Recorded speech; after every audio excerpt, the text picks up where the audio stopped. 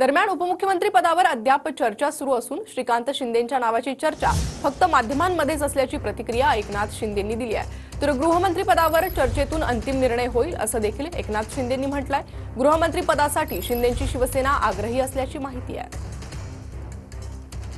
श्रीकांत शिंदेंचं नाव समोर येते आपल्या गटाकडनं, ही गोष्ट खरी आहे का? नाही बघा, चर्चा अजून सुरू आहे। चर्चा खूप, आता तुम्हीच चर्चा करत असता तुमच्या चर्चा खूप जास्ती असते। या सर्व चर्चा आहेत। आता एक बैठक आमची अमित भाईंच्या बरोबर झालेली आहे, दुसरी एक बैठक आमची होईल तिघांची, आणि त्या बैठकीमध्ये खूप साधक बाधक चर्चा होईल आणि चांगलं सरकार स्थापन व्हावं, जी अपेक्षा जनतेची आहे ती आम्ही पूर्ण करणार।